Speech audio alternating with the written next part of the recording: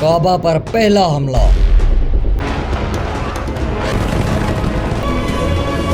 Yemen का बादशाह Abraha. هنا أبرهة يا الشمليج يمن استرادت 60,000 के लश्कर और जंगी हाथियों के साथ खाना काबा को गिराने की नीयत से मक्का मुकरमा पर हमला आवर हुआ।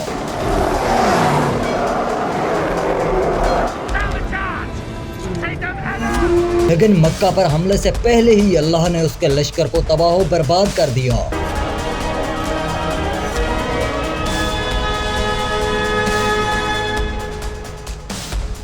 नबी करीम की विलादत से कुछ साल पहले तक यमन पर यहूदियों की सल्तनत थी, जबकि उसके हमसाये में हबशा पर क्रिश्चियंस की हुकूमत थी। यमन की यहूदी सल्तनत अपनी टेरिटरी में क्रिश्चियंस पर जुल्म करती।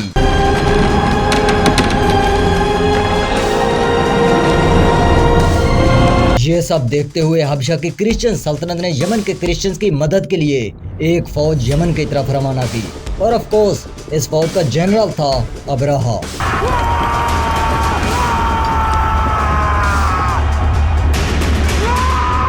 तो अब्राहा ने बड़ी तेजी से यमन की पूरी टेरिटरी पर कब्जा कर लिया और यमन की यहूदी सल्तनत को हमेशा के लिए खत्म कर दिया।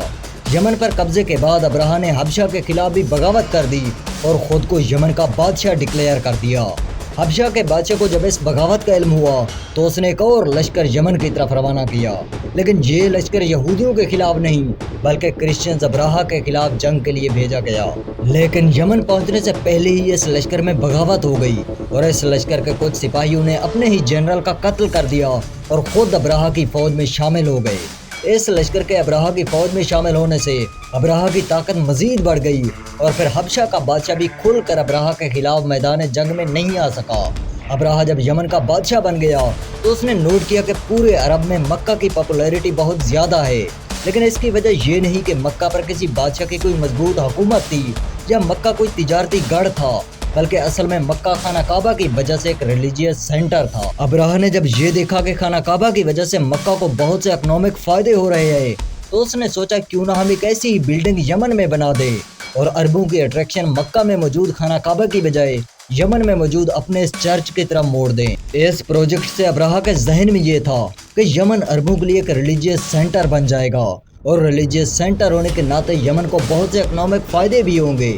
यही सोचकर अब्राहा ने यमन के दारुल हुकूमत सना में एक आलीशान चर्च बनाने का फैसला किया। इस चर्च में हीरे जवाहरात इस्तेमाल किए गए, इसकी तामीर में कीमती पत्थर इस्तेमाल किए गए। कई सालों की मेहनत और अरबों रुपए के खर्च के बाद आखिरकार ये चर्च मुकम्मल हुआ। नो डाउट ये उस दौर की खूबसूरत तरीन और आलीशान इमारत थी, लेकिन इसके बावजूद अब्राहा का ये प्रोजेक्ट बुरी तरह फ्लॉप रहा। अरबों में कोई भी शख्स इस चर्च में इबादत के लिए नहीं आया, वो अपने उसी पुराने और पत्थरों से तामीर किए गए काबा में ही इबादत के लिए जाते रहे। सालों की मेहनत और करोड़ों रुपए के खर्च के बाद भी जब अब्राहा अरबों को अपने इस चर्च में लाने में नाकाम रहा तब उसने सोचा जब तक मक्का में खाना काबा मौजूद है तब तक अरबों को इस चर्च में लाना नामुमकिन है। अगर मैं खाना काबा को गिरा दूं तब अरबों के पास दूसरा कोई ऑप्शन नहीं होगा। इस सूरत में अरबों के पास सिर्फ एक ऑप्शन रह जाएगा कि वो मेरे इसी चर्च में इबादत और ज़ियारत के लिए आएं।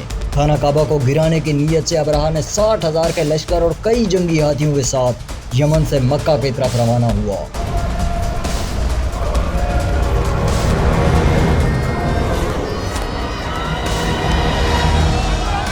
रास्ते में किसी अरब सरदार में इतनी ताकत नहीं थी कि वो अब्राहा के इस लश्कर का मुकाबला कर सके, इसलिए अब्राहा बगैर किसी रुकावट के मक्का शहर के करीब पहुंच गया।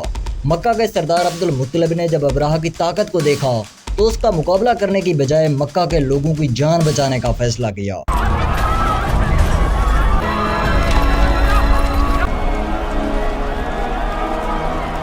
और खाना काबा की हिफाजत को अल्लाह के सपुर्द कर दिया।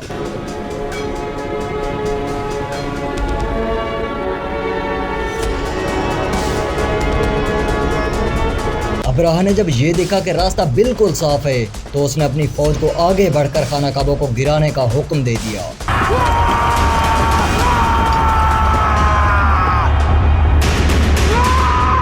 At the same time Abraha की फौज के जंगी हाथी एक ही जगह पर रुक गए और हैंडलर की पूरी कोशिश के बाद भी अपनी जगह से आगे नहीं बढ़े।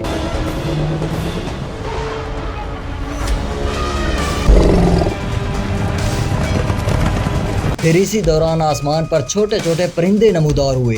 ये ऐसे परिंदे थे जिन्हें इससे पहले अरबों ने इस इलाके में कभी नहीं देखा था और इन सारे परिंदों की चोंच में छोटी छोटी कंकरियां थीं।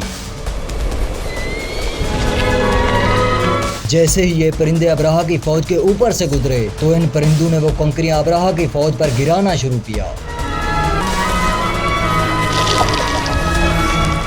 ये कंकरियां इतनी तेज रफ्तारी के साथ अब्राहा की फौज पर गिरी कि जैसे ही ये कंकरी किसी सिपाही के जिस्म पर लगती तो पूरे जिस्म को चीरती हुई दूसरी तरफ से निकल जाती।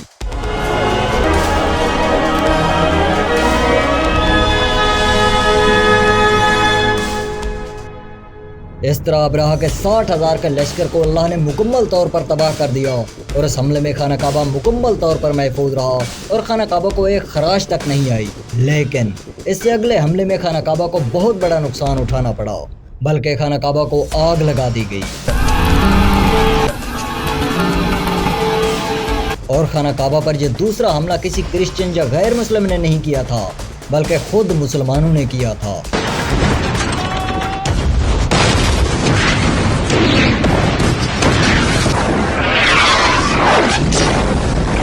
खाना काबा पर इस दूसरे हमले की कहानी आपको दिखाएंगे the attack on Kaaba series की दूसरी किस्त में, इसलिए वो किस्त जरूर देखिएगा जो अनकरीब आपको यहाँ क्लिक करते ही देखने को मिल जाएगी।